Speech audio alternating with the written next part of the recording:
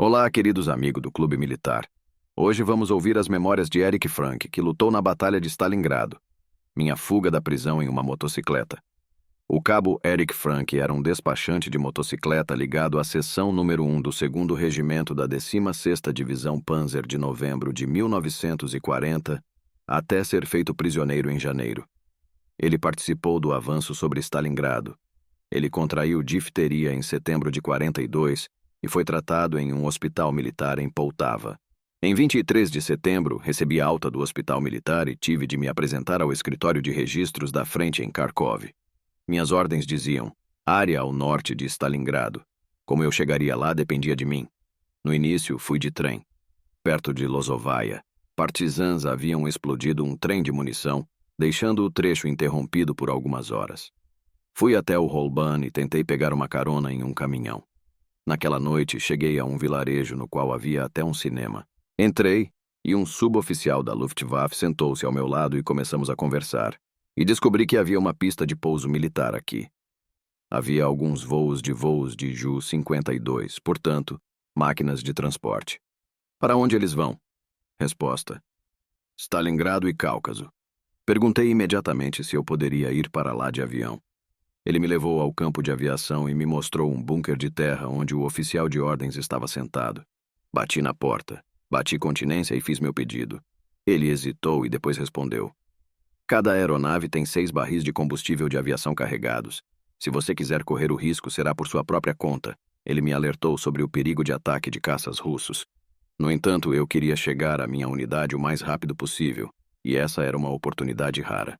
Na manhã seguinte, às 6 horas, era 29 de setembro de 42, 3 Ju-52 decolaram para Stalingrado, cada um com seus 6 barris de combustível, e eu fui colocado ao lado deles. Tudo correu bem.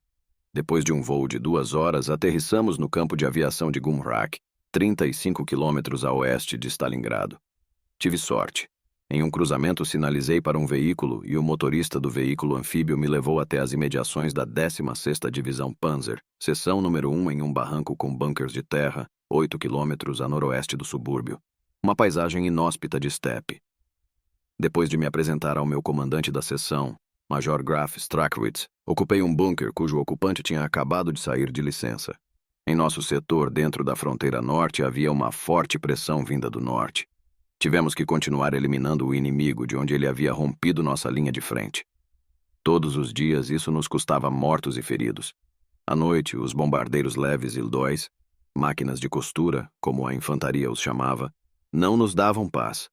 A paisagem monótona das estepes, as barragens incômodas, os ataques repentinos de caças bombardeiros Ildóis, a necessidade de estar alerta a cada segundo para combater um ataque, os bombardeios noturnos, e o fato de nos agacharmos e deitarmos em bunkers de 2 metros quadrados pesavam muito nos nervos.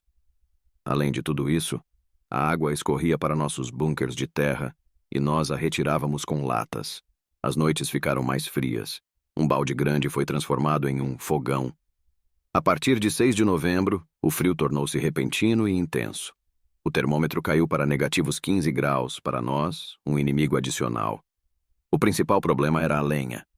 Os caminhões iam para a aldeia de Orlovka, a 5 quilômetros de distância, para buscar vigas e tábuas das casas destruídas. Como motociclista de despachos em minhas viagens oficiais para a equipe do regimento, eu sempre podia fazer um pequeno desvio para Orlovka e encher meu sidecar de madeira. O frio aumentou. Em 12 de novembro, o termômetro caiu para menos 20 graus. Em 17 de novembro, foi feito um ataque sem sentido ao vilarejo de Rinok, no qual sofremos perdas com minas terrestres. No final de outubro, eu havia relatado danos à minha máquina, cilindro e pistão, para o ajudante da seção, Tenente Graf Ledebour.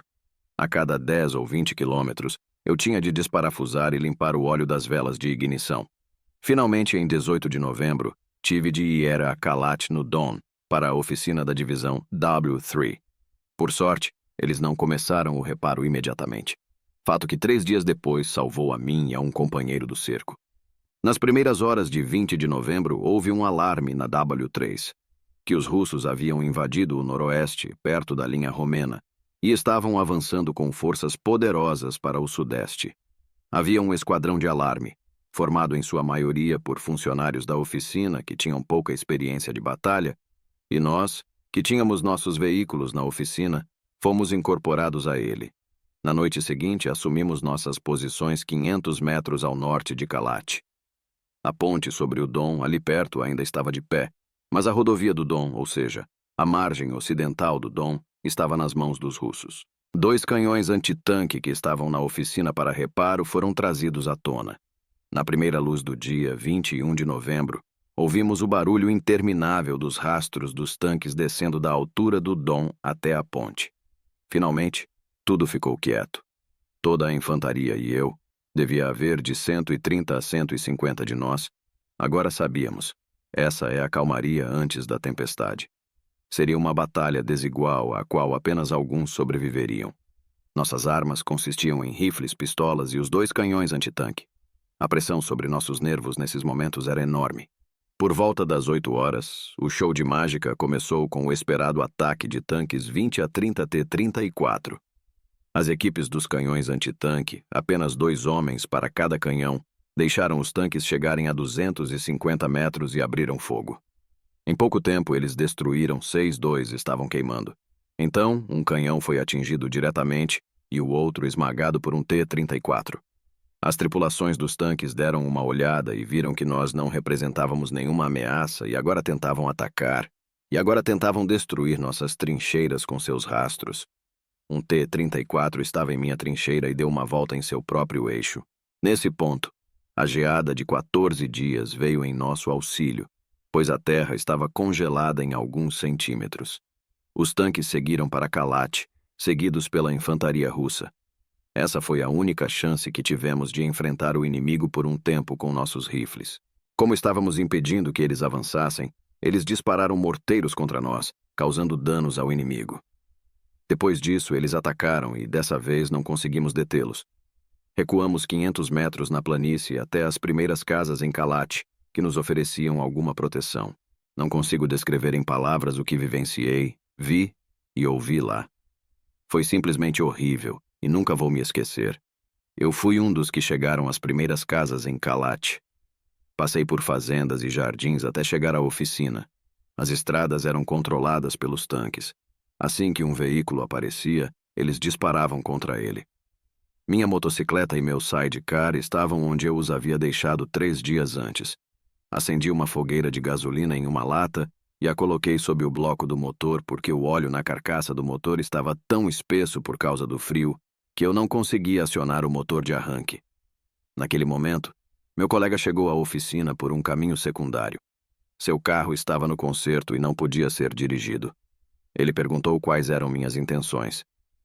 Vou tentar atravessar a área de Kalat conquistada pelos tanques deles e depois seguir para o sul ao longo da margem leste do Don, conquistada por seus tanques e depois seguir para o sul ao longo da margem leste do Don. É uma jornada perigosa rumo ao desconhecido, mas o que mais há para fazer? Ótimo, me leve junto, disse ele e entrou em meu sidecar. Foi um passeio aventureiro, mas a única maneira real de sair do cerco. Assim, segui pela margem leste do Don em direção ao sul, passando por Logovsk, Potemkinskaya, Krasnoyarsk até uma ponte em Zimlianskaya. Por sorte, nosso trem de bagagem havia atravessado essa ponte 2 dias antes e, ao ver o sinal tático em minha motocicleta, o sentinela da guarda de campo me deixou atravessar também. Pelas placas de sinalização, encontrei o trem de bagagem do meu regimento em um vilarejo ao lado da Holban.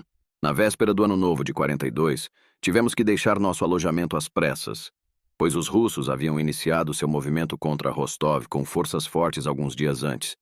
Aqui termina meu relato sobre Stalingrado. Obrigado por ter assistido ao Clube Militar. Não esqueça do like e até o próximo vídeo.